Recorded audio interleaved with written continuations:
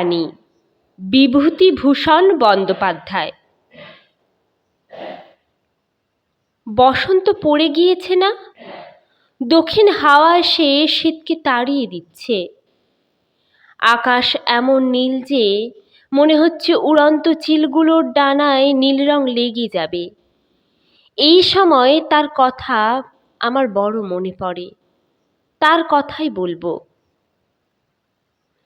Medical college থেকে বার হয়ে প্রথম দিন কতক গভর্নমেন্টের চাকরি নেবার বৃথা চেষ্টা করবার পর যে মাসে আমি একটা চা বাগানের ডাক্তারি নিয়ে গৌহাটিতে চলে গেলুম, সেই মাসেই আমার ছোট বোন শৈল শ্বশুর বাড়িতে কলেরা হয়ে মারা গেল। এই শৈলকে আমি বড় ভালোবাসতুম। আমার অন্যান্য বোনেদের সঙ্গে ছেলেবেলায় অনেক মারামারি করেছি, কিন্তু শৈলর গায়ে আমি কোনো দিন হাত তুলিনি। শৈলর বিয়ে হয়েছিল যশোর জেলার একটা পাড়া গাঁয়ে। শৈল কখনো সে গ্রামে যায়নি। তার স্বামী তাকে নিয়ে কলকাতায় বাসা করে থাকত। তার স্বামী প্রথমে পাটের দালালি করত, তারপর একটা অফিসে ইদানিং কি চাকরি করত। যেখানে শৈলর স্বামী বাসা করেছিল তার পাশেই আমার মামার বাড়ি, একটা গলির এপার ওপার। এই বাসায় ওরা শৈলর বিয়ের অনেক আগে থেকেই ছিল এবং শৈলর বিয়েও মামার বাড়ির থেকেই হয়। সেদিন সন্ধ্যার কিছু আগে বাগানের ম্যানেজারের বাংলো থেকে একটা ঘা ড্রেস করে ফিরছি। পিয়ন খান কতক চিঠি আমার হাতে দিয়ে গেল। আমার বাসায় ফিরে এসে তারই একখানাতে শৈলর মৃত্যুর সংবাদ পেলুম। বাংলোর চারিপাশের ঝাউ, কৃষ্ণচূড়া ও সরল গাছগুলো সন্ধ্যার বাতাসে সনসন করছিল। আমার চোখের সামনে সমস্ত চা বাগানটা, দূরের ঢালু পাহাড়ের গাটা, মারঘেরিটা, ২ নং বাগানের ম্যানেজারের বাংলোর সাদা রংটা দেখতে দেখতে সবগুলো মিলিয়ে একটা জমাট অন্ধকার পাকিয়ে তুলল। আলো জ্বালিয়ে চুপ করে ঘরের মধ্যে বসে রইলুম। বাইরের হাওয়া খোলা দুয়ার জানলা দিয়ে ঢুকতে লাগলো। অনেক দিনের শৈল যে। কলকাতা থেকে ছুটি পেয়ে যখন বাড়ি যেতুম, শৈল বেচারি আমার তৃপ্তি দেবার পন্থা খুঁজে ব্যাকুল হয়ে পড়ত। কোথায় কুল, কোথায় কাঁচা তেঁতুল, কার গাছে কবেল পেকেছে, আমি বাড়ি আসবার আগে শৈল এসব ঠিক করে রাখত। নানা রকম মশলা তৈরি করে কাগজে কাগজে মুড়ে রেখে দিত। আমি বাড়ি গেলেই তার আনন্দ জড়ানো ব্যস্ততা ও ছুটোছুটির আর অন্ত থাকতো না। গ্রীষ্মের ছুটিতে আমি বাড়ি গেলে আমায় বেলের শরবত খাওয়াবার জন্যে পরের গাছে বেল চুরি করতে গিয়ে ঘরের পরের কত অপমান সে সহ্য করেছে। আমারই জুতো বুনে দেবে বলে তার উল বুনতে শেখা। সেই শৈল তো আজকের নয়। যত দূর দৃষ্টি যায় পিছন ফিরে চেয়ে দেখলুম কত ঘটনার সঙ্গে, কত তুচ্ছ সুখ দুঃখের স্মৃতির সঙ্গে, কত খেলাধুলোয় শৈল জড়ানো রয়েছে। সে আজ ওই আকাশের মাঝখানকার জলজলে সপ্তর্ষি মণ্ডলের মতো দূরের হয়ে গেল। ঝাউ গাছের ডালপালার মধ্যেকার ওই বাতাসের শব্দের মতোই ধরাছোঁয়ার বাইরে চলে গেল। তারপর দিন ছুটি নিয়ে দেশে চলে গেলুম। বাড়ির সকলকে সান্ত্বনা দিলুম। আহা, দেখলুম আমার ভগ্নিপতি বেচারা বড় আঘাত পেয়েছে। শৈলর বিয়ে হয়েছিল এই মোটে ৩ বৎসর। এই সময়ের মধ্যেই সে বেচারা শৈলকে বড় ভালোবেসে ফেলেছিল। তাকে অনেক বোঝাবার চেষ্টা করলুম। শৈল প্রথম বুনতে শিখেই আমার ভগ্নিপতির জন্যে গলাবদ্ধ বুনেছিল। সেটা আধ তৈরি অবস্থায় পড়ে আছে। ভগ্নিপতি সেইটে আমার কাছে দেখাতে নিয়ে এলো। সেইটে দেখে আমার মনের মধ্যে কেমন একটু হিংসে হলো। আমার জুতো বুনে দেবার জন্য উল বুনতে শিখে শেষে কিনা নিজের স্বামীর গলাবন্ধ আগে বুনতে যাবা। তবু তো সে আজ নেই। পরে আবার গৌহাটি ফিরে গিয়ে যথারীতি চাকরি করতে লাগলুম। দেশ থেকে এসে আমার ভগ্নিপতির সঙ্গে প্রথম খুব পত্র লেখালেখি ছিল। তারপর তা আস্তে আস্তে বন্ধ হয়ে গেল। তার আর বিশেষ কোনো সংবাদ রাখতুম না। তবে মাঝে মাঝে মামার বাড়ির পত্রে জানতে পারতুম সে অনেকের অনুরোধ সত্ত্বেও পুনরায় বিবাহ করতে রাজি নয়। বিবাহ সে আর নাকি করবে না। এই রকম করে বিদেশে অনেক দিন কেটে গেল। দেশে যাবার বিশেষ কোনো টান না থাকাতে দেশে বড় যেতুম না। আমার মা বাবা অনেক দিন মারা গিয়েছিলেন। বোনগুলির সব বিয়ে হয়ে গিয়েছিল। আমি নিজেও তখন অবিবাহিত, কাজেই আমার পক্ষে দেশ বিদেশ দুই সমান ছিল। চা বাগানের কাজের কোনো বৈচিত্র্য ছিল না। সকালবেলায় ডাক্তারখানায় বসে নীরস একঘেয়েভাবে কুলিদের হাত দেখা, কলের পুতুলের মতো ঔষধ লিখে দেওয়া। রোগ তাদের যেন বড় একঘেয়ে রকমের। সাদা জ্বর, হিল ডায়রিয়া, বড় জ্বর, কালা জ্বর, কালে ভদ্রে এক একটা টাইফয়েড বা শক্ত রকমের নিউমোনিয়া। যখন হাতে কাজকর্ম বিশেষ থাকতো না তখন পড়তুম। না হয় আমার একটা খেয়াল আছে, অপটিক্সের বা আলোকতত্ত্বের চর্চা করা, তাই করতুম। বাংলোর একটা ঘর এই উদ্দেশ্যে আধার ঘর বা ডার্ক রুমে পরিণত করে নিয়েছিলাম। কলকাতা থেকে প্রতি মাসে অনেক ভালো ভালো লেন্স ও অপটিক্সের বই সব আনাতুম। বছর তিনেক এইভাবে কেটে গেল। এই সময় মামার বাড়ির পত্রে জানলুম আমার ভগ্নিপতি আবার বিবাহ করেছে। সকলের স্বনির্বদ্ধ অনুরোধ ও পীড়াপিড়ির হাত সে নাকি আর এড়াতে পারলে না। এতে মনে মনে আমি তাকে কোনো দোষ দিতে পারলুম না। শৈলর প্রতি তার ভালোবাসা অকৃত্রিমই। তারই বলে সে এতদিন জুঝল তো। সেবার বৈশাখ মাসের প্রথমে দেশে গিয়ে মামার বাড়ি উঠলুম। আমার এমন কতকগুলো কথা অপটিক্স সম্বন্ধে মনে এসেছিল যা একজন বিশেষজ্ঞের নিকট বলা নিতান্ত আবশ্যক ছিল। আমার এক বন্ধু সেবার বিলাত থেকে এসে প্রেসিডেন্সি কলেজে বস্তুবিজ্ঞানের অধ্যাপক নিযুক্ত হয়েছিল। তার সঙ্গে সেসব বিষয়ের কথাবার্তা কইবার জন্যই আমার একরকম কলকাতায় আসা। তার ওখানে যাতায়াত আরম্ভ করলুম। সেও খুব উৎসাহ দিল। আমি অপটিক্স নিয়ে একেবারে মেতে উঠলুম। এই অবস্থায় একদিন সকালবেলা বারান্দায় বসে পড়ছি। হঠাৎ আমার চোখ পড়ে গেল সামনের বাড়ির জানালাটায়। সেইটাই আমার ভগ্নিপতির বাসা। দেখলুম কে একটি অপরিচিতা মেয়ে ঘরের মধ্যে কি কাজ করছে। আমার দিক থেকে শুধু তার সুপুষ্ট হাত দুটি দেখা যাচ্ছিল, আর মনে হচ্ছিল তার পিঠের দিকটা খুব চওড়া। একটু পরেই সেই ঘরের ভিতর ঢুকলো আমার ভগ্নিপতির বোন টুনি। টুনির বিয়ে হয়ে গিয়েছে, বোধহয় সম্প্রতি শ্বশুরবাড়ি থেকে এসেছে। আমি গৌহাটি থেকে এসে পর্যন্ত ওদের বাড়ি যাইনি। টুনিকে দেখে ডেকে জিজ্ঞাসা করলুম, টুনি, ওই মেয়েটি কি নতুন বউ? হ্যাঁ দাদা। দেখি একবার।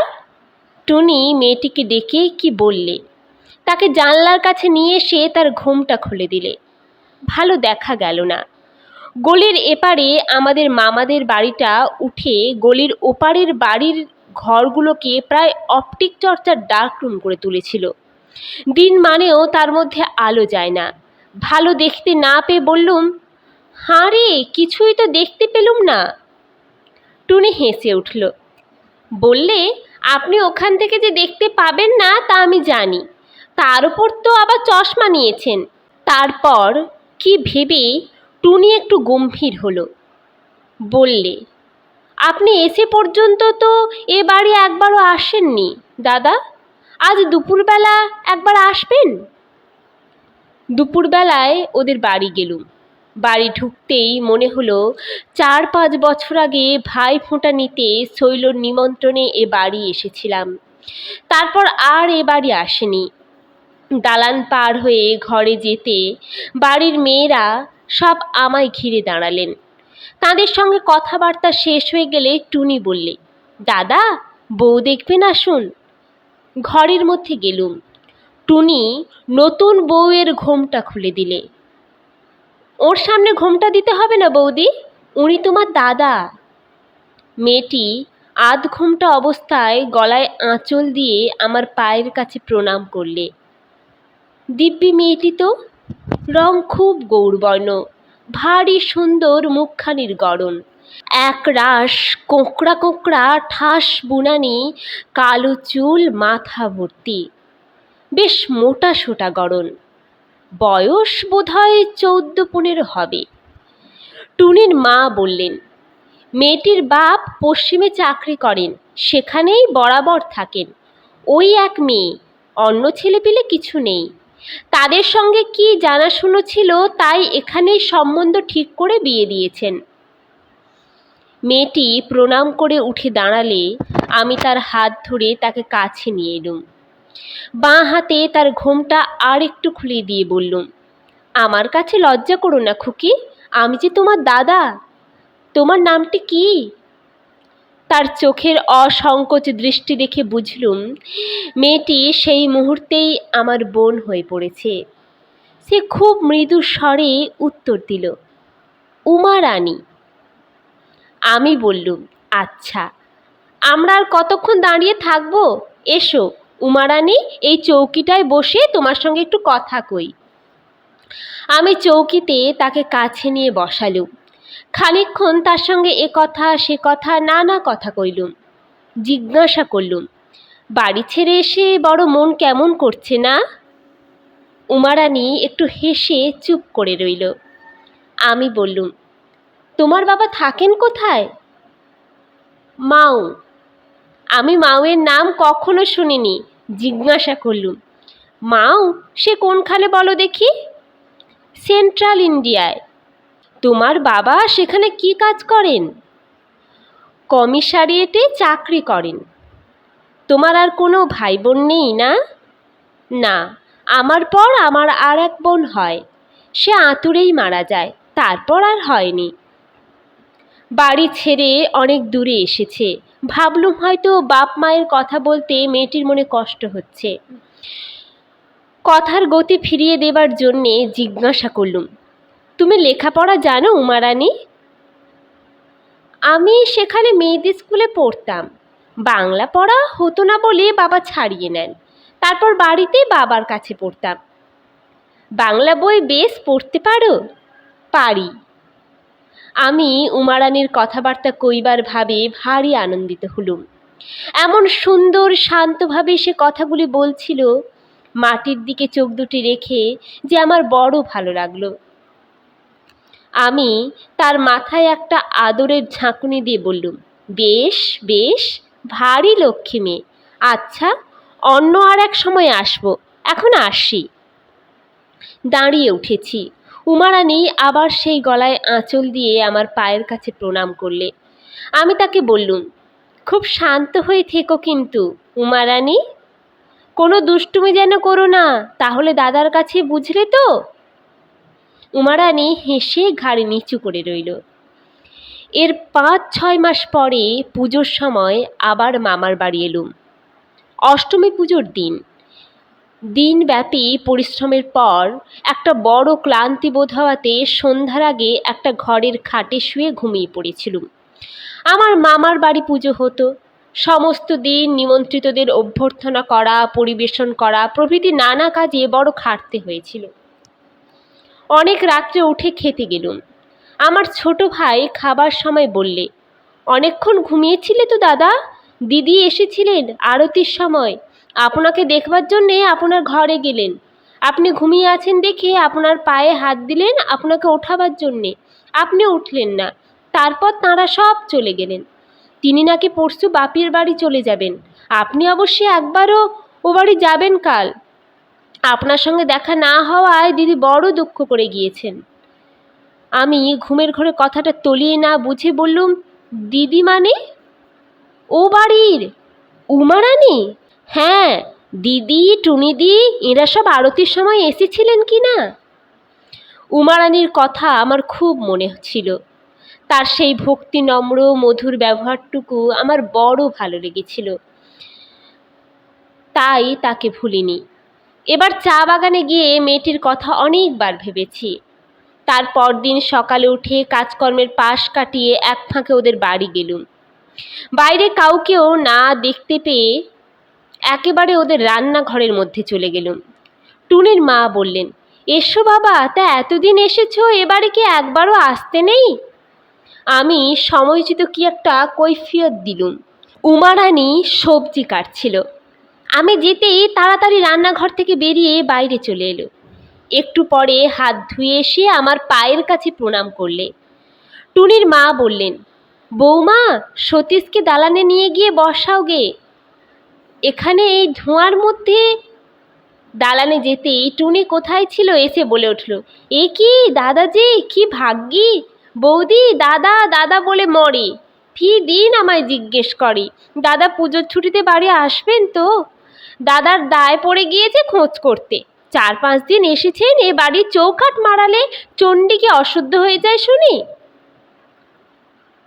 আমাকে একটু অপৃথিবী হতে হলো। উমারানীর কোঁকড়া চুলে ভরা মাথাটিতে হাত বুলিয়ে দিতে দিতে বললাম, হ্যাঁ রে রানী, দাদার কথা তাহলে ভুলিসনি? টুনির কথায় মেয়েটির খুব লজ্জা হয়েছিল। সে মুখ নিচু করে আমার কাপড়ের কোণ হাতে নিয়ে চুপ করে নাড়তে লাগলো। আমি দালানে একটা খাটের উপর বসেছিলুম।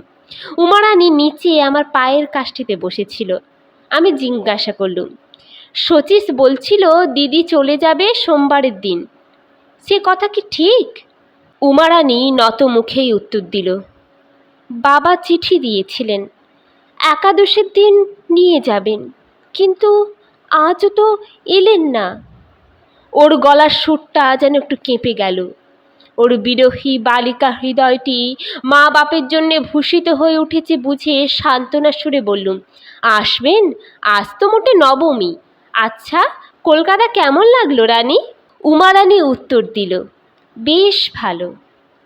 আমি তার নত মুখখানির দিকে চেয়ে বললুম, তা নয় রে রানী, ভালো কখনোই লাগেনি।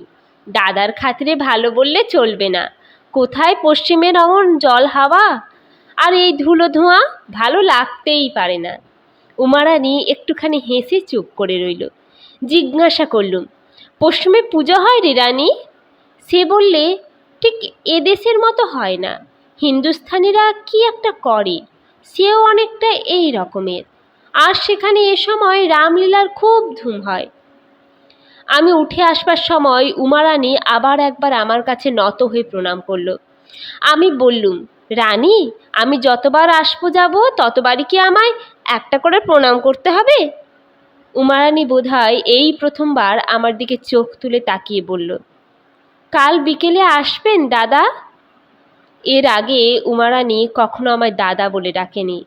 আমি ওর দাদা ডাক শুনে বড় আনন্দ পেলুম।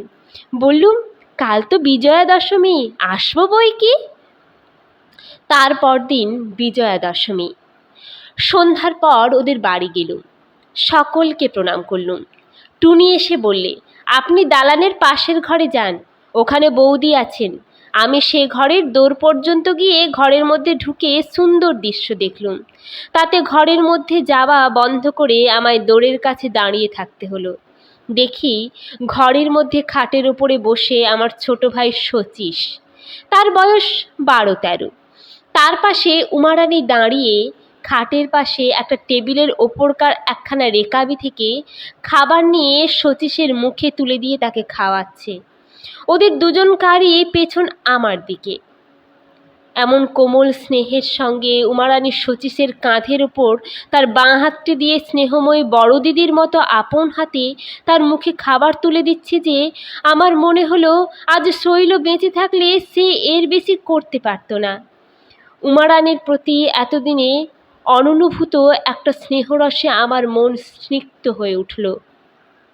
আমি খানিকক্ষণ দোরের কাছে চুপ করে দাঁড়িয়ে থেকে ঘরের ভিতর ঢুকে পড়ে উমারানীকে বললুম, লুকিয়ে লুকিয়ে ছোট ভাইকে খাওয়ালে শুধু হবে না, দাদাকে কি খেতে দিবি রে রানী? বেচারি উমারানীর মুখ লাল হয়ে উঠল লজ্জায়। সে এমন থতমত খেয়ে গেল, হঠাৎ যে খামোকা যে এত প্রণাম করে, আজ বিজয়ার প্রণাম করতে সে ভুলে গেল। একটা কি কথা অস্পষ্টভাবে বার তুই বলে সে মাথা নিচু করে রইল। আমি তার দিকে চেয়ে চুপ করে দাঁড়িয়ে রইলুম। আজ যে তাকে ধরে ফেলেছি, তার ভাই বোন বিহীন নির্জন প্রাণটি কিসের জন্যে তৃষিত হয়ে আছে, তা যে আজ বার করে ফেলেছি। আজ অনুভব করছিলুম, জগতের মধ্যে ভাই বোনের একটু স্নেহ পাবার জন্যে ব্যাকুল এমন অনেক হৃদয়কে আজ আমি আমার বড় ভাইয়ের উদাস স্নেহ ছায়াতলে আশ্রয় দিয়েছি। একটু বুক জুড়ানো তৃপ্তিতে আমার মন ভরে উঠল। সেই সময় টুনি সে ঘরে ঢুকে আমার সামনের টেবিলে থালা ভরা মিষ্টান্ন রেখে বললে, দাদা একটু মিষ্টি মুখ করুন। আমি টুনিকে বললুম, আয় টুনি, সকলে মিলে। উমারানীকে খাটের ওপর বসালুম, খাবার সকলকেই দিলুম। উমারানী লজ্জায় একেবারে আড়ষ্ট, কপালে বিন্দু বিন্দু ঘাম জমে গেল তার লজ্জার চোটে। বেচারি লজ্জায় আর ঘামে হাঁপিয়ে মারা যায় দেখে তার ঘুমটা বেশ করে খুলে দিলুম। বললুম, আমি দাদা, আমার কাছে লজ্জা কি রে নানি, আমার লক্ষ্মী ছোট বোনটি।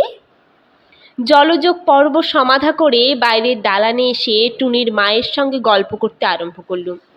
একটু পরে তিনি উঠে রান্নাঘরে চলে গেলেন। আরও খানিক পরে আমি উঠতে যাচ্ছি, উমারানী কাছে এসে দাঁড়ালো। জিজ্ঞাসা করলুম, রানী, আজ ঠাকুর বিসর্জন দেখলি নে? ওপরের ঘরের জানলা থেকে দেখছিলুম, বেশ ভালো। অনেক রকমের প্রতিমা না? হ্যাঁ, কত সব বড় বড়। তারপর একটু চুপ করে থেকে আমার দিকে চেয়ে বললে, দাদা কাল আসবেন না? আমি বললুম, সে কি বলতে পারি, সময় পাই তো আসবো, আবার শিগগির চলে যাব কি না, অনেক কাজ আছে। আপনি কি খুব শিগগির যাবেন দাদা? হ্যাঁ, বেশি দিন তো ছুটি নেই, পূর্ণিমার পরেই যেতে হবে। উমারানী নত মুখে চুপ করে রইল। বললুম, তা তোকেও তো আর বেশি দিন থাকতে হবে না রে। উমারানী বললে, বাবা বোধহয় কাল আসবেন। ওকে একটু সান্ত্বনা দেওয়ার জন্যে বললুম, তবে আর কি, এই দুটো দিন কোনো রকমে কাটালেই তো। সে একটু চুপ করে থেকে তারপর যেন ভয়ে ভয়ে বললে, যাবার আগে একবারটি এই বাড়ি আসতে পারবেন না দাদা? বললুম, খুব খুব, আসবো বই কি, নিশ্চয়।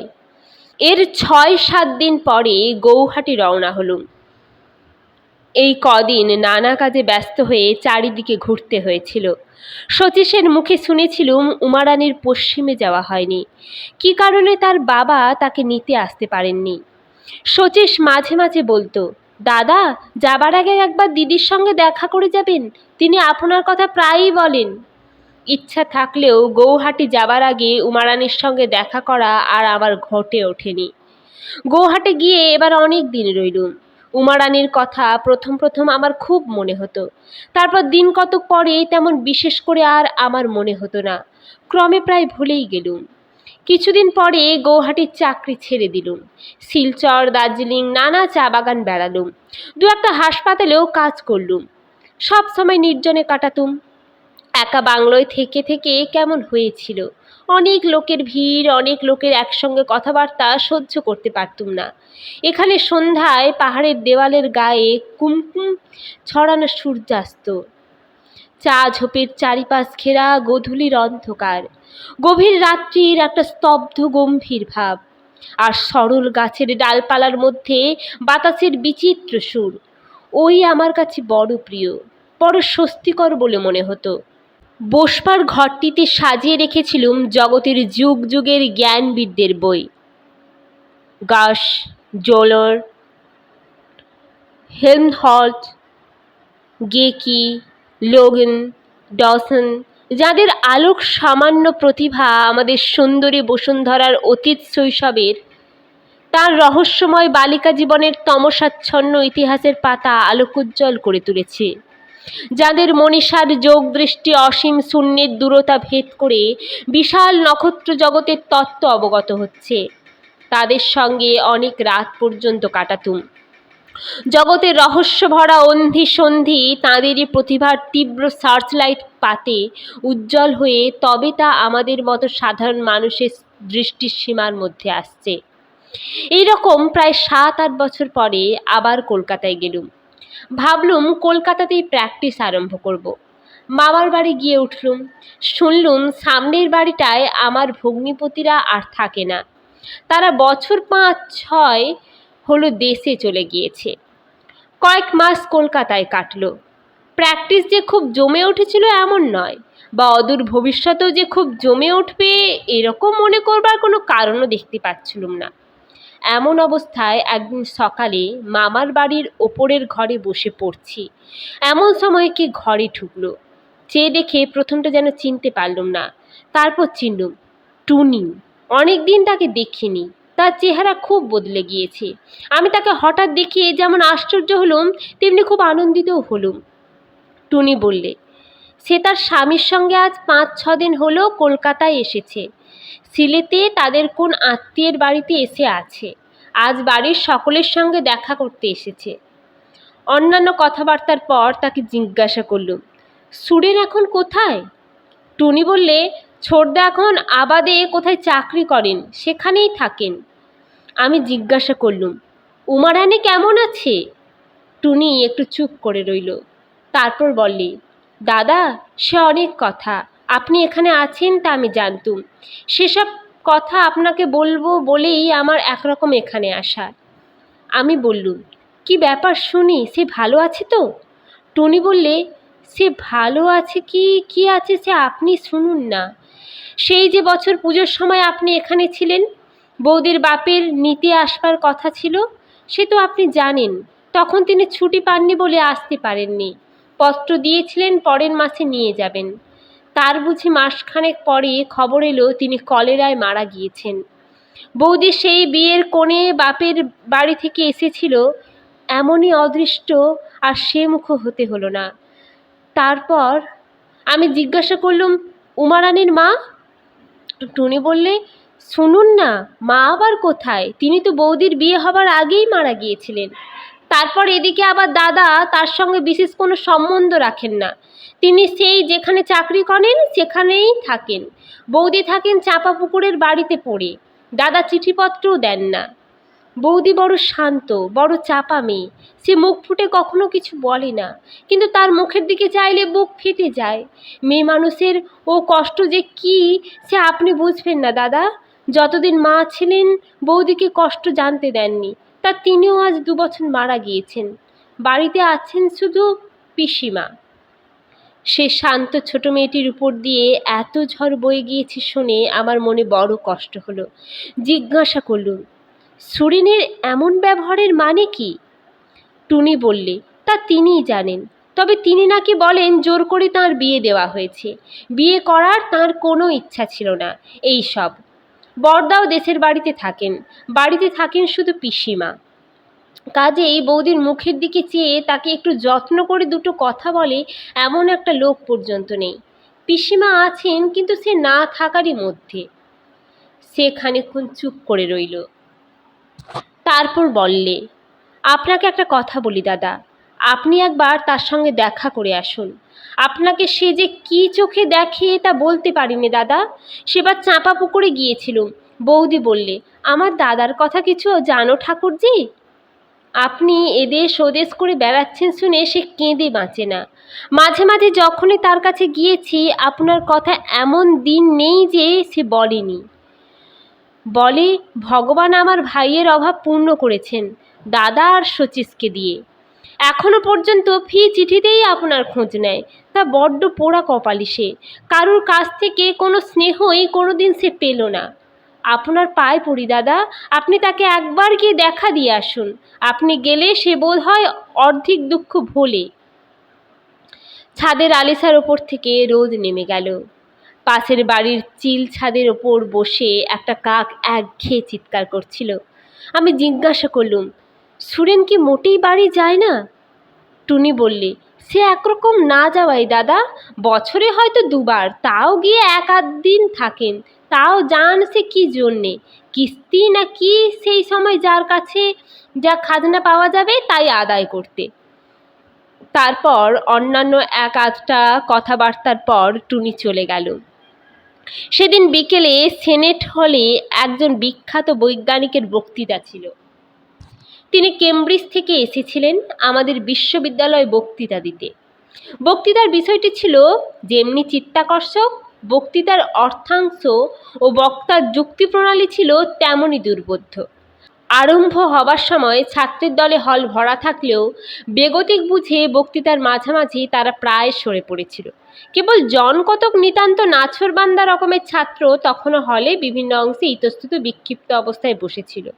বক্তা খ্যাতনামা অধ্যাপক, রয়্যাল সোসাইটির ফেলো, তার ব্যাখ্যার মৌলিকতার মোহে সকলেই তার বক্তৃতায় অত্যন্ত আকৃষ্ট হয়ে পড়েছিল। বিশ্ববিদ্যালয়ের বিশেষ পোশাক পরা সৌম্য মূর্তি ঋজুদেহ অধ্যাপককে সত্যদ্রষ্টা ঋষির মতো বোধ হচ্ছিল। বক্তৃতা শুনতে শুনতে কিন্তু আমার মন ভেসে যাচ্ছিল বক্তৃতার বিষয় থেকে অনেক দূর, কলকাতার ইট পাথরের রাজ্য থেকে অনেক দূর। অভাগিনী বোনটি যেখানে নিঃসঙ্গ জীবনযাপন করছে সেইখানে।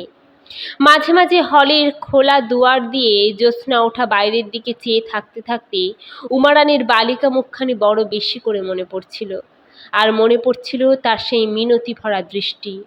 অনেকদিন পরে বাবাকে দেখতে পাওয়ার জন্যে তার সে করুণ আগ্রহ।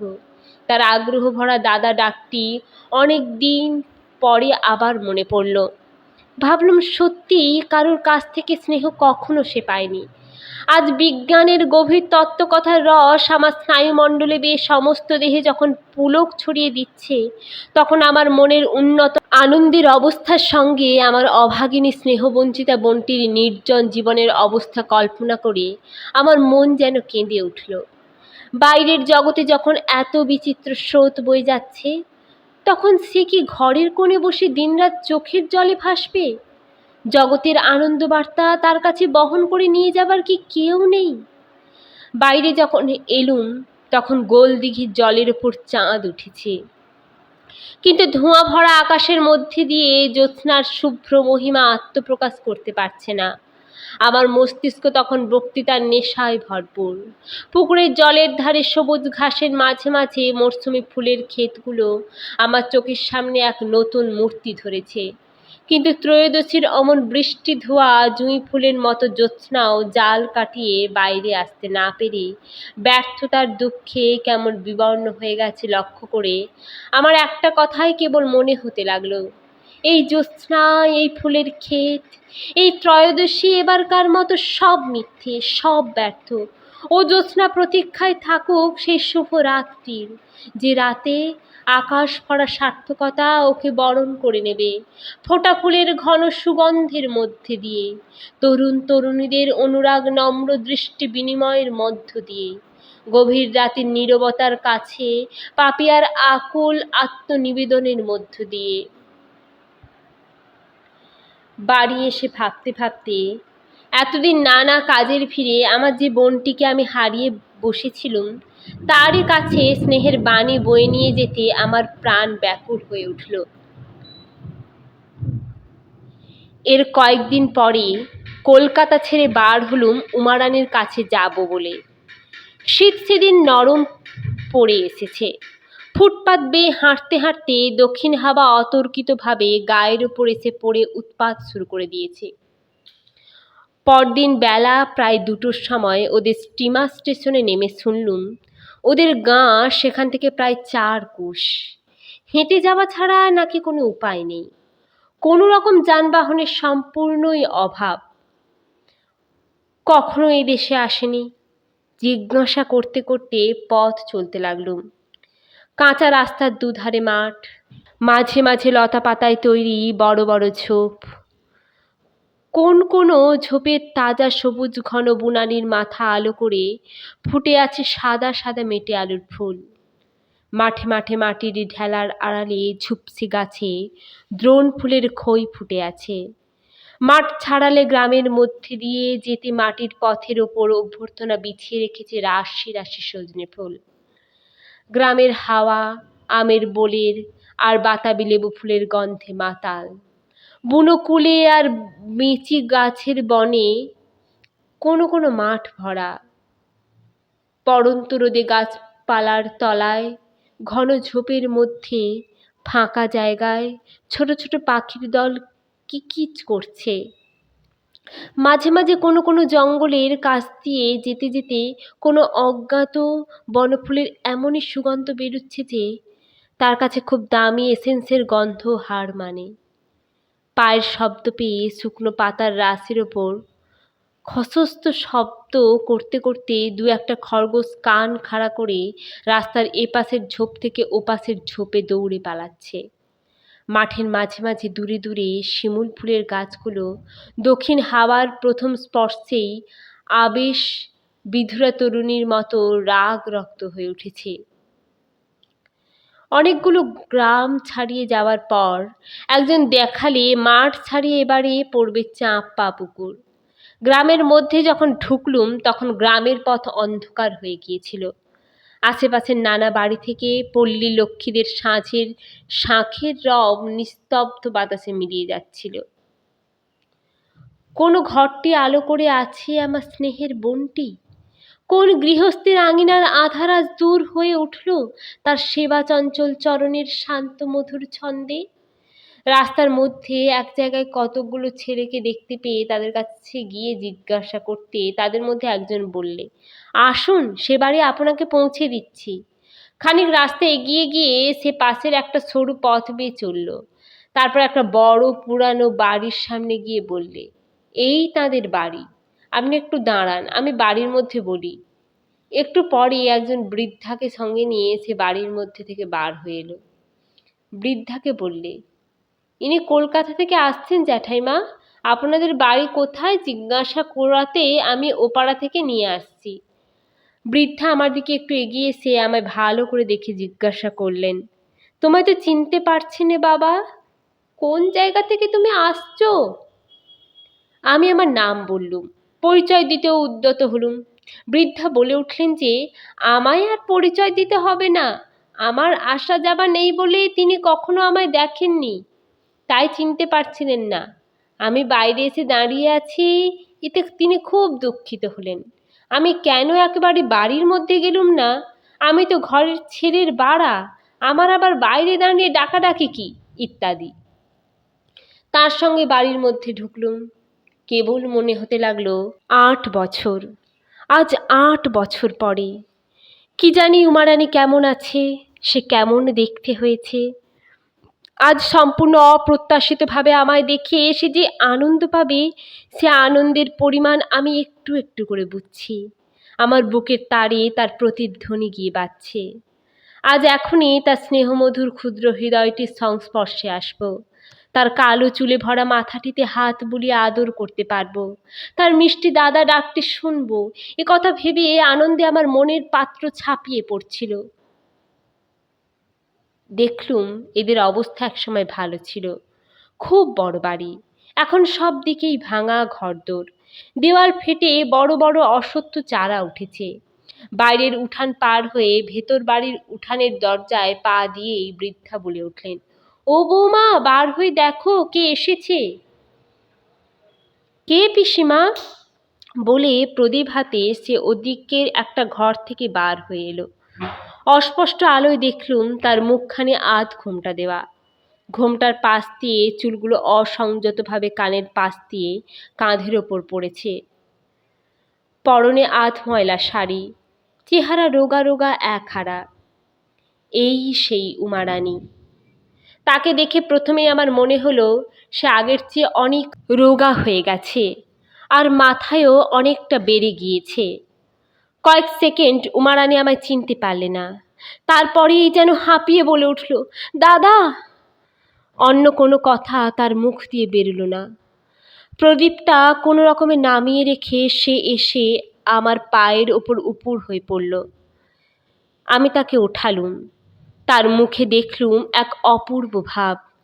মনে হলো আনন্দ, বিস্ময়, আশা, অভিমান সব ভাবের রঙগুলো একসঙ্গে গুলে তার প্রতিমার মতো মুখে কে মাখিয়ে দিয়েছে। বৃদ্ধা বললেন, বাবা, তুমি আসো না, বৌমা দাদা বলতে অজ্ঞান। কত দুঃখ করে বলে, কলকাতায় থাকলে মাঝে মাঝে দাদার দেখা পেতাম, এ তেপান্তরের পুর, তিনি আসবেন কেমন করে? বৌমা, সতীশকে আগে হাত মুখ ধোবার জল টল দাও, বাছা একটু ঠান্ডা হোক, যে পথ। হাত মুখ ধোবার পর উমারানী একটা ঘরের মধ্যে আমায় নিয়ে গেল। আমি যে এখানে এই অবস্থায় হঠাৎ আসবো তা যেন সম্ভাবনার সীমার সম্পূর্ণ বাইরের জিনিস। অন্তত তার কাছে। তাই বেচারার মুখ দিয়ে কথা বার হচ্ছিল না। তার আবেগকে স্বাভাবিক গতি লাভের সুযোগ দেওয়ার জন্যে আমিও কোনো কথা বলছিলুম না। একটুখানি দুজনে চুপ করে থাকার পর উমারানী বললে, দাদা, এতদিন পরে বুঝি মনে পড়ল? আমি আগেকার মতো তার মাথার দুপাশের চুলগুলোয় হাত বুলিয়ে দিতে দিতে বললুম, রানী, আসতে পারিনি হয়তো নানা কাজে, কিন্তু এ কথা মনে ভাবিসনি যে ভুলে গিয়েছিলুম। চেহারা যে একেবারে শুকিয়ে গিয়েছে রে, বড্ড কি অসুখ বিসুখ হয়? 8 বছর আগেকার সেই ছোট্ট মেয়েটির মতো মুখ নিচু করে একটুখানি হেসে এসে চুপ করে রইল। জিজ্ঞাসা করলুম, আচ্ছা রানী, আমি আসবো এ কথা ভেবেছিলি? তার 2 চোখ জলে ভরে এলো। বললে, কি করে ভাববো দাদা? আমি আপনাদের আবার দেখতে পাবো, আদর যত্ন করতে পারবো, এমন কপাল যে আমার হবে, তা কি করে ভাববো? এলোমেলো যেসব চুল তার ঘোমটার আশেপাশে পড়েছিল, সেগুলো সব ঠিক মতো সাজিয়ে দিতে দিতে বললুম, সেই জন্যেই তো এলুম রে। আর তোদের দেখবার ইচ্ছে বুঝি আমার হয় না? ভাবিস বুঝি দাদাদের মন সব সান বাঁধানো? সে বললে, তাই আজ 2-3 দিন থেকে আমার বাঁ চোখের পাতা অনবরত নাচছে দাদা।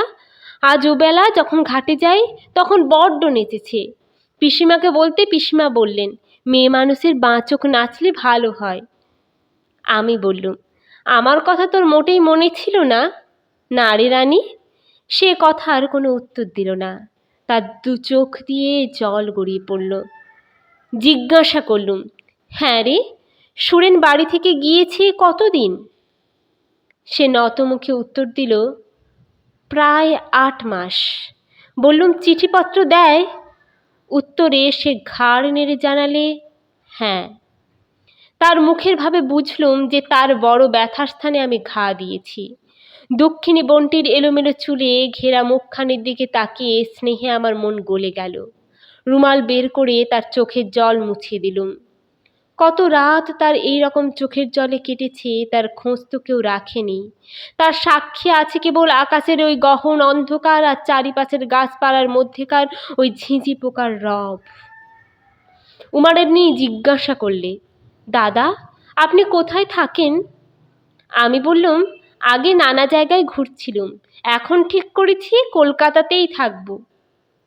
সে বললে, আপনি বিয়ে করেছেন দাদা? বললুম, না রে, বিয়ে তাড়াতাড়ি কি, সে একদিন করলেই হবে। ছোট মেয়েটির মতন ঠোঁট দুটি অভিমানে ফুলে উঠল। বললে, তাই বই কি, আপনি বুঝি ভেবেছেন চিরকাল এরকম ভেসে ভেসে বেড়াবেন? তা হবে না দাদা, এই বছরেই আপনার বিয়ে দেব। আমার হাসি পেল। বললুম, দিবি তুই? সে বললে, দেবই তো, এই আষাঢ় মাসের মধ্যেই দেব। আমি বললুম, তা জানা হলো, কিন্তু আমার তো বাড়ি ঘরদোর নেই, বিয়ে করে রাখবো কোথায়? সে বললে, কেন দাদা, রাখবার জায়গার বুঝি ভাবনা? আমি বউকে এখানে রাখবো, দুজনে মিলে বেশ ঘর সংসার করব। আমি একটু গম্ভীরভাবে বললুম, তাহলে পাঁজিখানা আবার যে ফেলে এলুম রানী, সামনের মাসে দিন টিন যদি থাকে। উমারানী বললে, পাঁজি তো ওপরের ঘরে রয়েছে দাদা, আপনি এখন খাওয়া দাওয়া করুন, কাল সকালে দেখলেই হবে। আশ্বস্ত হলুম। কি বলতে যাচ্ছিলুম, উমারানী বলে উঠল, আপনাকে খাওয়ানোর বন্দোবস্ত করি কে? কাল থেকে পেটে ভাত যায়নি, আপনার মুখ একেবারে শুকিয়ে গিয়েছে দাদা। তারপর দিন ভোরে উঠে দেখি উমারানী সেই ভোরে নাইতে যাবার উদ্যোগ করছে। শীত সেদিন সকালে একটু বেশি পড়েছে। উমারানীর শরীরের দিকে চেয়ে দেখি তার শরীরে আর কিছু নেই। রাত্রে ভালো টের পায়নি। 8 বছর আগেকার সেই স্বাস্থ্যশ্রী সম্পন্ন মেয়েটির সঙ্গে বর্তমানের এই নিতান্ত রোগা মেয়েটির তুলনা করে আমার বুকের মধ্যে কেমন করে উঠল। তাকে জিজ্ঞাসা করলুম, এত সকালে নাইতে যাবার কি দরকার রে রানী? সে বললে, একটু সকাল সকাল না নিয়ে এলে কখন রান্না চড়াবো দাদা? কাল রাত্রে তো আপনার খাওয়াই হয়নি একরকম। আমি বললুম, তা হোক, আমাকে যে 8টার মধ্যেই খেতে হবে তার কোনো মানে নেই। এত সকালে নাইতে যেতে হবে না তোর। উমারানী ঘড়া নামিয়ে রাখল। পিসমা বললেন, তোমার কথা তাই শুনলে বাবা, নইলে ও কি তেমন পাগলি মেয়ে নাকি? দ্বাদশীর দিনে মাঘ মাসের ভোরে নাইতে যাবে, শোনে না। বলি বৌমা, তোমার শরীর ভালো নয়, এত সকালে জলে নেব না, শোনে না। বলে পিসিমা কাল গিয়েছে আপনার একাদশী, একটু সকাল সকাল কাজ না সেরে নিলে আপনাকে দুটো খেতে দেব কখন? সেদিন দুপুরে ওদের ওপরের ঘরে শুয়ে শুয়ে কি বই পড়ছিলুম। উমারানী এসে চুপ করে দোরের কাছে দাঁড়িয়ে রইল। বললুম, কে? রানী, আয় না ভেতরে। আমি উঠে বসলুম। সে দেওয়ালে ঠেস দিয়ে দাঁড়িয়ে রইল। দেখলুম তার শরীর আগেকার চেয়ে খুব রোগা হয়ে গিয়েছে, কিন্তু তার মুখখানি প্রতিমার মতোই টলটল করছে। বয়স যদিও 22-23 হলো, তার মুখ এখনো 13 বছরের মেয়েটির মতোই কচি। কথা আরম্ভ করবার ভূমিকা স্বরূপ বললুম, আজ বড় গরম পড়েছে না? উমারানী বললে, হ্যাঁ দাদা। আমি ভাবলুম আপনি বুঝি ঘুমিয়ে পড়েছেন, আপনি দিনমানে ঘুমোন না বুঝি? বললুম, মাঝে মাঝে হয়তো ঘুমোই, আজ আর ঘুমোবো না, আয় এখানে বস, গল্প করি। তাকে কাছে বসালুম। তার চুলের অবস্থা দেখে বুঝলুম সে চুলের যত্ন করে না। মুখের আশেপাশে কোঁকড়া চুলের রাশ অযত্ন বিন্যস্তভাবে পড়েছিল। চুলগুলোর রং একটু কটা হয়ে পড়েছিল। রাত্রের মতো চুলগুলো কানের পাশ দিয়ে তুলে দিতে দিতে বললুম, তোর শরীর তো খুব খারাপ হয়ে গেছে। বিয়ের পর সেই সময় কেমনটি ছিলি? খুব কি জ্বর হয়? একটু হাসি ছাড়া সে এ কথার কোনো উত্তর দিলে না। আমি বললুম, না, এ কথা ভালো না রানী, আমি গিয়ে একটা ওষুধ পাঠিয়ে দেব, সেইটি নিয়ম মতো খেতে হবে, না হলে এই যে মহা কষ্ট।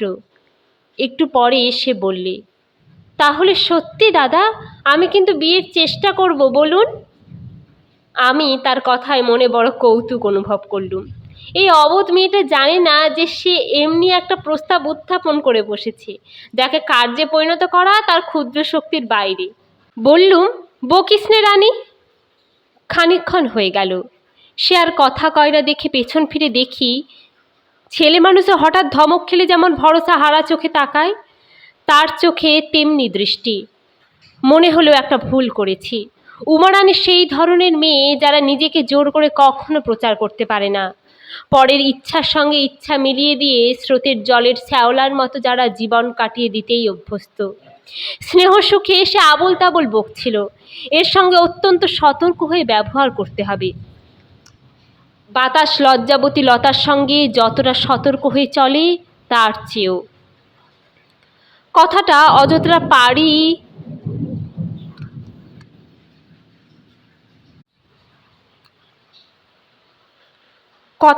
যতটা পারি সামলে নেবার জন্য বললুম, তোর যদি সত্যি সত্যি বিয়ে দেবার ইচ্ছে থাকতো তাহলে তুই পাঁজিখানা আনতিস। দিন কোন মাসে আছে না আছে সেগুলো সব দেখতে হবে তো, না শুধু শুধু তোর কেবল বকুনি। উমারানীর মুখ উজ্জ্বল হয়ে উঠল, চোখের সে ভয় ভয় দৃষ্টিটা কেটে গেল। আমার কথার মধ্যে সে আমার বকুনির একটা কারণ খুঁজে পেল। বোধহয় বিয়ে করবার জন্যে নিতান্ত উৎসুক দাদাটির ওপর তার একটু কৃপাও হলো। সে বললে, পাঁজি আপনাকে দিয়ে আজ দেখিয়ে নেব সে তো ভেবেই রেখেছি দাদা, আপনি বসুন, আমি ও ঘর থেকে পাঁজিখানা নিয়ে আসি। দালানের ওপাশে একটা ঘর ছিল। উমারানী সেই ঘরটার মধ্যে উঠে গেল। সেই সময় পিসিমা নিচে থেকে ডাক দিলেন, বৌমা নেমে এসো, বেলা যে গেল, চালগুলো আবার কুটতে হবে তো। উমারানী ঘরটার বার হয়ে এসে আমার হাতে পাঁজিখানা দিয়ে বললে, আপনি দেখে রাখুন দাদা, আমায় বলবেন এখন, আমি এক্ষুনি আসছি। সে নিচে নেমে গেল। তখন বেলা একটু পড়ে এসেছে। নিচের বাগানের সদ্য ফোটা বাতাবি লেবু ফুলের গন্ধে ঘরের বাতাস ভুরভুর করছে। বাগানের পথের পাশের সজনে গাছগুলো ফুলে ভর্তি। পড়ন্ত রোদে ঝিরঝিরে বাতাসে পেয়ারা গাছের সাদা ডালগুলো বুটি কাটা রাংতার সাজে মুড়ে দিয়েছে। উমারানী কাজে গিয়েছে, এখন আর আসবে না ভেবে মাঠের দিকে বেড়াতে যাবার ইচ্ছে হলো। উঠতে গিয়ে লক্ষ্য করলুম খাটের পাশে একটা কাঠের হাত বাক্স রয়েছে। সেটা অনেক কালের, রং ওঠা, তাতে চাবির কলটাও নেই। সেই কাঠের বাক্সটার ডালা খুললুম। দেখি তার মধ্যে কতগুলো টাটকা তোলা লেবু ফুল, কতগুলো গাঁদা ফুল, আর কতগুলো আধ শুকনো ঘেটু ফুল। ফুলগুলোর তলায় একটা আধ ময়লা ন্যাকড়ায় যত্ন করে জড়ানো কি জিনিস। ন্যাকড়ায় এমন কি জিনিস যার সঙ্গে এতগুলো ফুলের কার্যকারণ সম্পর্ক? এই নির্ণয় করতে কৌতূহলবশত ন্যাকড়ার ভাঁজ খুলে ফেলে দেখলাম তার মধ্যে খান কত খামের চিঠি। চিঠিগুলোর ওপর উমারানির নামে ঠিকানা লেখা, হাতের লেখা ভগ্নিপতি সুরেনের। তা পোস্ট অফিসের মোহর দেখে বুঝলুম চিঠিগুলো 5-6 বছরের পুরানো, একখানা কেবল 1 বছর আগে লেখা। কৃপণের ধনের মতো উমারানি যার পুরানো চিঠিগুলো এমন সযত্নে রক্ষা করছে, তার মধুর হৃদয়ের স্নেহ ছায়া গহন যুথিবনে যার স্মৃতির নীরব আরতি এমনি দিনের পর দিন প্রতি সকাল সাঁঝে চলছে। কেমন সে অভাগা দেবতা, যে উপাসনা মন্দিরের ধূপ গন্ধকে এড়িয়ে চিরদিন বাইরে বাইরেই ফিরতে লাগলো। মাঠ থেকে বেরিয়ে যখন আসি তখন সন্ধ্যা হয়ে গিয়েছে। ওদের রান্নাঘরে আলো জ্বলছে। আমার পায়ের শব্দ শুনে উমারানি বললে, দাদা এলেন? আমি উত্তর দেবার পূর্বে এসে হাসি মুখে রান্নাঘর থেকে বার হয়ে এলো। বললে, দাদা বুঝি আমাদের দেশে বেরিয়ে বেড়াচ্ছেন? কোন দিক বেরিয়ে এলেন? নদীর ধারে বুঝি? তারপর সে বলল, দাদা আপনি রান্নাঘরে বসবেন, আমি আপনার জন্য পিঁড়ি পেতে রেখেছি। পিসমা বললেন, বৌমার যত অনাছিষ্টি, এখানে বাচ্চাকে ধোঁয়ার মধ্যে বসিয়ে রাখা। আমি বললুম, আমার কোনো কষ্ট হবে না, এখানেই বসি পিসিমা। রান্নাঘরের মধ্যে গিয়ে বসলুম। উমারানি খাবার তৈরি করে রেখেছিল, আমায় খেতে দিল, তারপর কাজ করতে বসে গেল। দেখলুম সে অনেকগুলো চালের গুঁড়ো, ময়দা ইত্যাদি উপকরণ নিয়ে খুব উৎসাহের সঙ্গে পিঠে তৈরি শুরু করেছে। পিসিমা খুবই বৃদ্ধা, তিনি কাজকর্ম বিশেষ কিছু করতে পারেন না। খাটতে সবটাই হচ্ছিল উমারানির। রোগা মেয়েটির অবস্থা দেখে বড় কষ্ট হলো। ভাবলুম কেন অনর্থক পিঠে করতে বসে মিথ্যে কষ্ট পাওয়া। সেবার আনন্দে উমারানি যা করতে বসেছে তার বিরুদ্ধে কোনো কথা বললুম না অবশ্য। জিজ্ঞাসা করলুম, রানী আমায় পিঠে গড়তে শিখিয়ে দিবি? উমারানির বড় লজ্জা হলো। মুখটি নিচু করে সে বললে, দাদা আমরা বেঁচে থাকতে পিঠে খাওয়ার ইচ্ছে হলে আপনাকে কি পিঠে গড়ে নিতে হবে যে আপনি পিঠে গড়তে শিখবেন? পিসিমা বললেন, না, তোমার দাদার পিঠে খাবার ইচ্ছে হলে এই 7 লঙ্কা পাড়ি দিয়ে এসে তোমার এখানে খেয়ে যাবেন। উমারানি চুপ করে রইল। আমি বললুম, তা কেন পিসিমা? ও তার আর এক উপায় বার করেছে, শোনেননি বুঝি? পিসিমা বললেন, কি বাবা? আমি বললুম, ও এই আষাঢ় মাসের মধ্যেই ওর দাদার বিয়ে দেবে। পিসমা বললেন, তা বৌমা তো ঠিক কথাই বলেছে বাবা, এত বড়টি হয়েছ, আর কি বিয়ে না করা ভালো দেখায়? সংসারী হতে হবে তো। উমারানি বলে উঠল, ভালো কথা দাদা, দিন তখন তো আর দেখা হলো না পাঁজিতে, আমি আর ওপরে যেতে পারলুম না। অবশ্যই করে বলবেন খাবার পর রাত্রে। আমি বললুম, বলবো রে বলবো, এতদিন তো মনে ছিল না তো, এখন সামনে পেয়ে বুঝি দাদার ওপর ভারী মায়া। পিসমা বললেন, ও তোমার তেমন পাগলি বোন নয় বাবা, সে কথা বুঝি বৌমা বলেনি তোমায়? আজ 3-4 বছর হলো ওরা যখন প্রথম কলকাতা থেকে এখানে আসে, তখন বৌমা একজোড়া পশমের জুতো বুনে রেখেছে তোমার জন্যে। বলে দাদা দুঃখ করেছেন যে আমার বোন আমার জুতো বুনে দেওয়ার জন্য উল বোনা শিখে প্রথম কিনা জুতো বুনলো তার স্বামী, তা আমি এবার দাদাকে পশমের জুতা পরাবো। তারপর ওদের আর কলকাতা যাওয়া হলো না, সুরেনের অন্য জায়গায় চাকরি হলো। তুমিও আর কখনো এদিকে আসোনি। কাল তুমি আসতেই বৌমার যে আহ্লাদ, আমায় বললে, পিসিমা আমার স্বাদ এবার পুড়ল, এতদিন পরে দাদাকে পশমের জুতো পরাতে পারবো। উমারানির চোখ দুটি লজ্জায় নিচু হয়ে রইল। প্রদীপের আলোয় উজ্জ্বল তার মুখখানি কিশোরীর মুখের মতন এমন লাবণ্য মাখা অথচ কচি মনে হচ্ছিল যে বোধ হলো নোলক পড়লে তাকে এখনো বেশ মানায়। তারপর নানা কথায় আর খাওয়া শেষ হতে অনেক রাত হয়ে গেল। সেদিন অনেক রাত্রে যখন ওপরের ঘরে শুতে গেলুম তখন চাঁদ উঠেছে। গভীর রাতের মৌন শান্তি সেদিন বড় করুণ হয়ে বাজলো আমার মনে। আজ অনেকক্ষণ উমারানির নিকট বসে থেকে একটা জিনিস বেশ বুঝতে পেরেছি, উমারানির থাই শেষ হয়েছে। মৃত্যু ওর শান্ত ললাটে তার তিলক পরিয়ে ওকে বরণ করে রেখেছে। শিগগির ওকে বেরিয়ে পড়তে হবে অনন্তের পথের তীর্থযাত্রায়। উমারানী এক গ্লাস জল দিতে আমার ঘরে ঢুকলো। জল নামিয়ে রেখে বললে, কই দাদা সে পাঁজিখানা? তার মুখখানের দিকে চেয়ে বড় মন কেমন করে উঠল। বললুম, রানী এদিকে আয়। এ কথা আমার মনে উঠল না যে উমারানী আমার আপন বোন নয়, বা আমাদের দুজনেরই বয়স কম। আমিও যেমন নিঃসংকোচে বললুম, সেও তেমনি নিঃসংকোচে এসে আমার পায়ের কাছে খাটের নিচে মাটিতে বসে পড়ল। 8 বছর আগের মতো আজও ওকে আদর করে তার বিদ্রোহী চুলগুলো কানের পাশ দিয়ে তুলে দিতে দিতে বললুম, রানী জুতোর কথা কে বলেছিল রে তোকে? উমারানী অসীম নির্ভরতার সঙ্গে ছোট্ট মেয়েটির মতো খাট থেকে ঝোলানো আমার পায়ের ওপর তার মুখটি লুকিয়ে রাখলে। ওরে, স্নেহ যদি রোগ সারানোর ওষুধ হতো, তাহলে আমি বড় ভাইয়ের স্নেহ তোকে শিশিতে ভরে দাগ কেটে ডাক্তারি ওষুধের মতো দিয়ে যেতুম। আমার প্রশ্নের কোনো উত্তর তার কাছ থেকে পেলুম না। কেন পেলুম না তাও একটু পরেই বুঝলুম। একমাত্র লোক যে ওই জুতোর কথা জানে, বা যার কাছে আমি একসময় এ কথা বলেছিলুম, সে হচ্ছে সুরেন।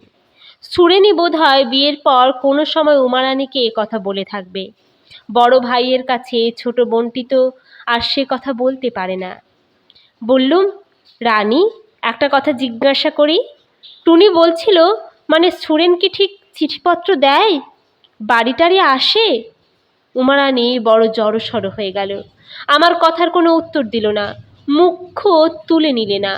আগের মতো আমার পায়ের ওপর মুখটি লুকিয়ে চুপ করে রইল।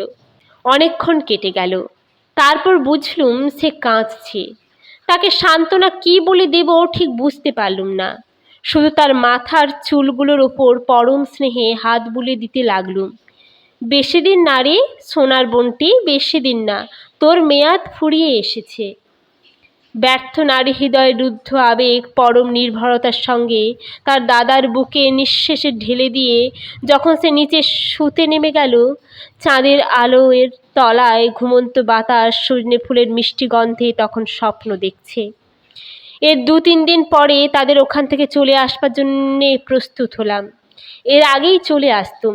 কলকাতায় অনেক কাজ ছিল আমার, কিন্তু উমারানীর করুণ মিনতি এড়াতে না পেরে কিছু দেরি হয়ে গেল। কাপড় পরে তৈরি হয়েছি। উমারানী কাঁদো কাঁদো মুখে নিকটে এসে দাঁড়ালো। আমায় বললে, আবার কবে আসবেন দাদা? বললুম, আসবো রে, আবার পুজোর সময় আসবো। সে বললে, সে যে অনেক দিন। না দাদা, আপনি আষাঢ় মাসে রথের সময় আসবেন। আমাদের এখানে রথের বড় জাঁকজমক হয় দাদা। আর আমি কিন্তু আপনার বিয়ে দেবই এই বছরে। লক্ষ্মী দাদামণি, আপনার পায়ে পড়ি, আপনি অমত করবেন না। তারপর সেই পশমের জুতো জোড়া বের করে আমার সামনে মাটিতে রাখলে। বললে, আমি আন্দাজে বুনেছি, আপনি পায়ে দিয়ে দেখুন দেখি দাদা, হবেক্ষণ বোধ হয়। জুতো জোড়াটা পায়ে ঠিক হয়েছে দেখে উমারানী বড় খুশি হলো। তার সমস্ত মুখখানা সার্থকতার আনন্দে উজ্জ্বল হয়ে উঠল। তারপর সে আবার বললে, দাদা আমি আপনার গরিব বোন, কখনো আসেন না এখানে। যদি বা এলেন, না পারলুম ভালো করে খাওয়াতে দাওয়াতে, না পারলুম আদর যত্ন করতে, এসে শুধু কষ্টই পেলেন। কি করব, আমার যেমন কপাল। অনেক দিন আগেকার মতো সেই রকম গলায় আঁচল দিয়ে সে আমায় প্রণাম করলে। তার চোখের জল আমার পায়ের ওপর টপ টপ করে ঝরে পড়তে লাগলো। আমি তাকে উঠিয়ে তার মাথায় হাত বুলিয়ে দিতে দিতে বললুম, রানী তুই আমার মায়ের পেটের বোনই, এ কথা ভুলে যাসনি কখনো যে তোর বড় ভাই এখনো বেঁচে আছে।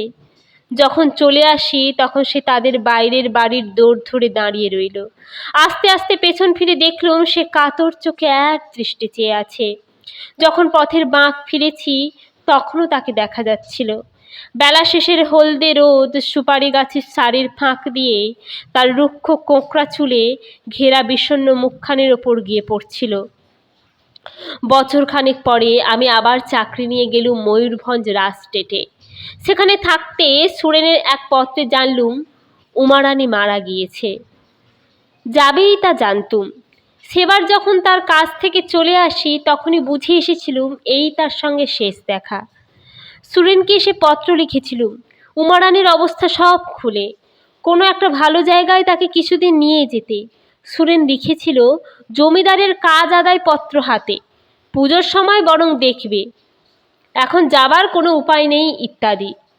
উমারানি মারা গেল সেই ভাদ্র মাসে। তারপর আরও বছরখানেক কেটে গেল। সেবার কিছুদিন ছুটি নিয়ে কলকাতা এসে দেখলুম ওদের সেই বাড়িতে ওরা আবার বাস করছে। আমি এসেছি শুনে টুনি দেখা করতে এলো। খানিক এ কথা সে কথার পর টুনি কাগজে মোড়া একটা কি আমার হাতে দিল। খুলে দেখি মেয়েদের মাথায় দেবার কতগুলো রূপোর কাঁটা। টুনি বললে, বৌদি যে ভাদ্র মাসে মারা যায়, আমি সেই শ্রাবণ মাসে চাঁপাপুকুর গিয়েছিলুম। বৌদি আপনার কত গল্প করলে, বললে মায়ের পেটের ভাই যে কি জিনিস ঠাকুরজি তা আমি দাদাকে দিয়ে বুঝেছি। আমার বড় ইচ্ছে আমি দাদার বিয়ে দিয়ে তাকে সংসারী করে দেব। দাদা আমার ভেসে ভেসে বেড়ান, কেউ একটু যত্ন করবার নেই, ওতে আমার বড় কষ্ট হয়। ওই রূপোর কাঁটাগুলো সে গড়িয়েছিল আপনার বিয়ে হলে আপনার বউকে দেবার জন্যে। সে আষাঢ় মাসে ওগুলো গড়িয়েছিল। আমি গেলে আমায় দেখিয়ে বললে ইচ্ছে ছিল সোনার চিরুনি দিয়ে দাদার বউয়ের মুখ দেখবে, কিন্তু এত পয়সা কোথায় পাবো? এই বছরেই দাদার বিয়ে না দিলে নয়, বিয়ে হোক তারপর চেষ্টা করে গড়িয়ে দেব। কাঁটা ওর বাক্সে তোলা ছিল। তারপর ভাদ্র মাসে বৌদি মারা গেল। আমি তার বাক্স থেকে কাঁটাগুলো বের করে এনেছিলাম আপনাকে দেব বলে। কোথায় পয়সা পাবে? সারা বছর জমিয়ে যা করেছিল তাতেই ওইগুলো গড়িয়েছিল। দাদা তো এক পয়সাও তার হাতে দিতেন না, সংসার খরচ বলে যা দিতেন তাতে সংসার চলাই ভার। তা তো আপনি একবার গিয়ে দেখেই এসেছিলেন। আমি জিজ্ঞাসা করলুম, তাহলে তার হাতে পয়সা জমলো কোথা থেকে? টুনি বললে, বৌদি বাজারের খাবার বড় ভালোবাসত। ওরা পশ্চিমে থাকতো, সেখানে ওসব বোধ হয় তেমন মেলে না। সেই জন্য ওই বাজারের কচুরি নিমকির ওপর তার কেমন ছেলে মানুষের মতো একটা লোভ ছিল। বৌদি করতো কি, নারকেল পাতা ছেঁচে ঝাঁটার কাঠি করে রাখত, লোকে পয়সা দিয়েই তা কিনে নিয়ে যেত।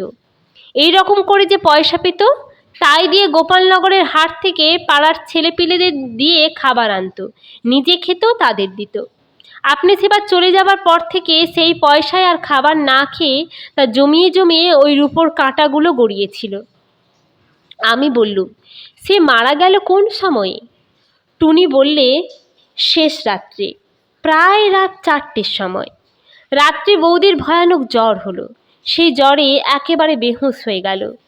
তার পরদিন বিকালবেলা আমি ওর বিছানার পাশে বসে আছি, দেখি বৌদি বালিশের এপাশ ওপাশ হাতড়াচ্ছে, কি যেন খুঁজছে। আমি বললুম, বৌদি লক্ষ্মীটি ওরকম করছো কেন? তখন তার ভালো জ্ঞান নেই, যেন আচ্ছন্ন মতো বললে, আমার চিঠিগুলো কোথায় গেল, আমার সেই চিঠিগুলো, বলে আবার বিছানা হাতড়াতে লাগলো। দাদা বিয়ের পর প্রথম প্রথম যেসব চিঠি তাকে লিখেছিলেন সেগুলো যত্ন করে ওর বাক্সে তুলে রেখেছিল, আমি তা জানতুম। আমি সেগুলো বাক্স থেকে বের করে নিয়ে এসে তার আঁচলে বেঁধে দিলুম। তখন থামে। তারপর সেই রাত্রে সে মারা গেল। যখন তাকে বার করে নিয়ে গেল তখনও তার আঁচলে সেই চিঠিগুলো বাঁধা। আমি জিজ্ঞেস করলুম, সুরেন সে সময় ছিল না? টুনি বললে, ছোটদাকে টেলিগ্রাম করা হয়েছিল, তিনি যখন এসে পৌঁছলেন তখন বৌদিকে দাহ করা হয়ে গিয়েছে। অনেক বছর হয়ে গিয়েছে। এখনও শীতের অবসানে যখন আবার বাতাবি লেবুর ফুল ফোটে, সজনে তলায় ফুল কুড়োবার ধুম পড়ে যায়, পাড়া গাঁয়ের বনঝোপ ঘেঁটু ফুলে আলো করে রাখে, পুকুরের জলে কাঞ্চল ফুলের রাঙা ছায়া পড়ে, ফাগুন দুপুরের আবেশ বিভোর রোদ আকাশে বাতাসে থরথর করে কাঁপতে থাকে, তখন আপন মনে ভাবতে ভাবতে কার কথা যেন মনে পড়ে যায়। মনে হয় কে যেন অনেক দূর থেকে এলোমেলো চুলে ঘেরা কাতর মুখে এক দৃষ্টে চেয়ে আছে। তখন মন বড় কেমন করে ওঠে, হঠাৎ যেন চোখে জল এসে পড়ে।